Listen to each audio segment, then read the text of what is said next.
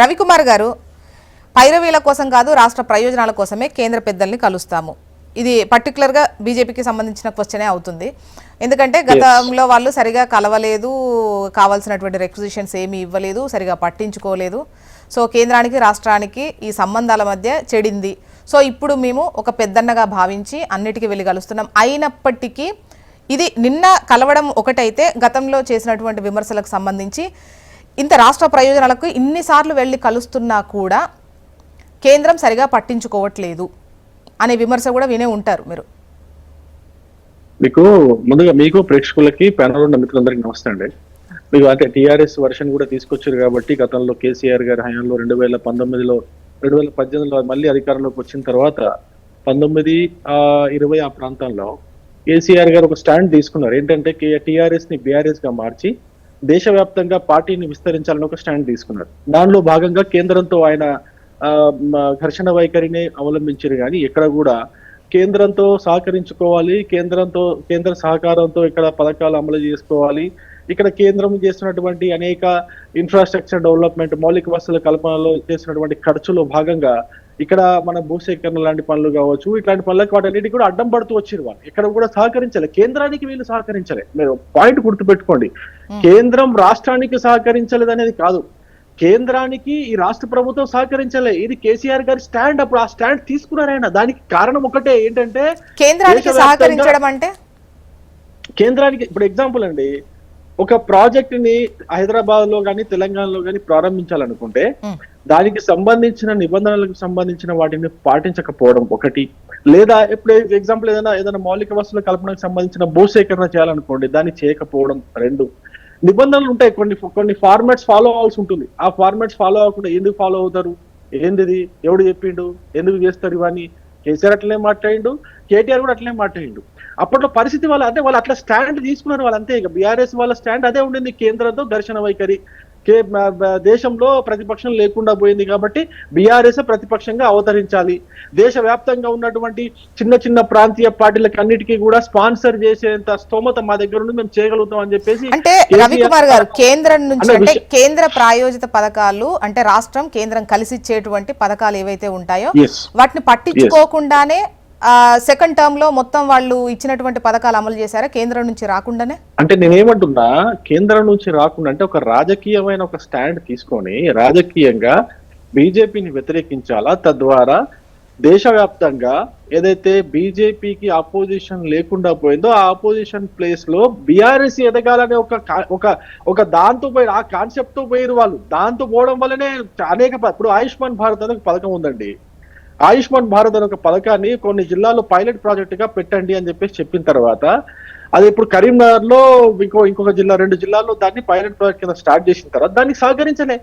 ఆయుష్మాన్ భారత్ అనే ప్రాజెక్ట్ వచ్చి ఉండింటే, ఆ పథకం వచ్చి ఉండింటే ప్రతి ఒక్క చిన్న పేదవాడికి కార్పొరేట్ హాస్పిటల్లో 5 లక్షల రూపాయల వరకు వైద్యం అనేది ఉచితంగా అందేది. అది ఎంత మంచి పథకం, దాన్ని ఎందుకు పెట్టలేదు? ఒకటి, పంట బీమా అనే పథకాన్ని ప్రవేశపెట్టండి, దీనికి సంబంధించిన ఇవి గైడ్ లైన్స్ ఇవన్నీ ఫాలో అవ్వండి అని చెప్పేసి చెప్తే దాన్ని ప్రవేశపెట్టలే. పంట బీమా పథకాన్ని ప్రవేశపెట్టలేదు. నేను 2 ఉదాహరణలు చెప్తున్నా. ఇప్పుడు ఇక్కడ హైదరాబాద్ లో ఇప్పుడు మనకు కంది ఐఐటి ఉన్నది. కంది ఐఐటికి సంబంధించి దాన్ని ఇంకా డెవలప్ చేయడానికి దాదాపు 5,000 కోట్ల రూపాయలు మేము కేటాయించడానికి సిద్ధంగా ఉన్నాము. దానికి సంబంధించిన ల్యాండ్ యాక్విజిషన్ అనుకునే ఉంటుంది, దానికి కంది ఐఐటికి దానికి అనుకునే ఉంటుంది. దానికి సంబంధించిన ల్యాండ్ యాక్విజిషన్ సంబంధించిన పేపర్స్ అవన్నీ కూడా సబ్మిట్ చేయండి అంటే వాటిని సబ్మిట్ చేయలేదు వాళ్ళు. దానికి కూడా 2023 దాకా 23 జనవరి దాకా దాన్ని పెండింగ్ లో పెట్టినారు. ఇట్లాంటి కొన్ని ఉదాహరణలు చెప్తున్నాను నేను. సంక్షేమ పథకాలను కూడా అట్లే అడ్డుకున్నారు. అదేవిధంగా మౌలిక వస్తువుల కల్పన కూడా అట్లే అడ్డుకున్నారు. అదేవిధంగా వైద్యానికి సంబంధించినటువంటి అనేక, ఇప్పుడు బీబీనగర్ ఎయిమ్స్ ఉండిందండి, బీబీనగర్ ఎయిమ్స్ ని కూడా అడ్డం పడ్డారు వీళ్ళు. అంటే నేను ఏమంటున్నా, దేనికి అడ్డం పడ్డారు? ఏదో లేనిపోని కారణాలు, చిన్న కారణాలు, సిల్లీ కారణాలు చెప్పి అడ్డం పడ్డారు వీళ్ళు. ఎందుకు పడ్డారంటే కేంద్రంతో కొట్లాడాలి అంతే. ఒకటే స్టాండ్, కేంద్రంతో కొట్లాడాలో. 2024 ఎలక్షన్స్ లో మేమే బీజేపీకి కేంద్రంలో ఆల్టర్నేట్ గా ఉండాలని ఒక కాన్సెప్ట్. అంత పెద్ద 100 కోట్ల విమానం కొన్నాడు, మీకు గుర్తుందో లేదు? 100 కోట్ల విమానం కొన్నాడు. ఆ రాజ్దీప్ సర్దేశాయ్ గారు చెప్పారు, దేశం మొత్తం మీద ఉన్న ప్రాంతీయ పట్ల అన్నిటికీ కూడా మేము స్పాన్సర్ చేయడానికి కేసీఆర్ గారు సిద్ధంగా ఉన్నారనే విషయం ఒక ఇంటర్వ్యూ కూడా. ఇప్పుడు రవికుమార్ గారు ఇప్పుడు వాళ్ళు ఏ పథకాలకు సహకరించారు, ఏ వీటికి సహకరించలేదు అనేది క్లియర్ గా తెలియాల్సినటువంటి అవసరం ఉంటుంది. అయితే ఎట్ ద సేమ్ టైం కేంద్రం సహకారం నేను ఒకటే లేకుండానే example ఇక్కడ ఉన్నటువంటి చెప్పానండి. పథకాలకు సంబంధించి వాళ్ళు ఇంప్లిమెంట్ చేశారా అనేది ఒక క్వశ్చన్. అంటే ఎస్ మీకు సహకరించలేదు అంటే ఆ పథకాలకు సంబంధించి ఓన్గా వీళ్ళు చేసినట్టే. లేదు అనంటే అంటే ఆ పథకాలకు సంబంధించి కూడా రాష్ట్రం కూడా సేమ్ ఇప్పుడు ఆరోగ్యశ్రీ ఇవి ఉన్నాయి కదా, సో ఆయుష్మాన్ భారత్కు సంబంధించి అంటే వాటి అర్హత ప్రామాణికాలు ఎట్లా ఉన్నాయి, దీని ఎట్లా ఉన్నాయి, ఎంతవరకు ఇంప్లిమెంట్ చేసే, ఈవెన్ 2021లో వాళ్ళు జాయిన్ అయినట్టున్నారు. నేను ఒక విషయం చెప్తాను మీకు. డబుల్ బెడ్రూమ్ ఇల్లు ఉన్నాయండి. డబుల్ బెడ్రూమ్ ఇల్లులో 1,50,000 రూపాయలు కేంద్రం యొక్క డబ్బులు ఉన్నాయి. దాన్ని ఇంప్లిమెంట్ చేసినాం కదా, మరి దాన్ని ఇంప్లిమెంట్ చేసినాం కదా. అట్లానే సరే ఇంకొక మంచి ఫేమస్ ఎగ్జాంపుల్ బియ్యం తీసుకోండి. బియ్యంలో మొత్తం డబ్బు అంతా కేంద్రానికి కదా, దాన్ని కూడా ఇంప్లిమెంట్ చేసినాం కదా. కేసీఆర్ హయాంలో ఆయన సహకరించకపోయినా కూడా దాన్ని 100% ఇక్కడ అమలు చేసినాం కదా. కేంద్ర సహకారం లేకుండా వాళ్ళు ఏ పథకాన్ని అమలు చేయలేదు. చిన్న పథకం చెప్తానండి, ఒక ఎగ్జాంపుల్ చెప్తాను. చిన్న పథకం గొర్రెల పథకానికి కూడా ఎన్సిడిసి ద్వారా కేంద్ర ప్రభుత్వం 3,000 కోట్ల రూపాయలు గొర్రెల పథకానికి కూడా కేటాయించింది.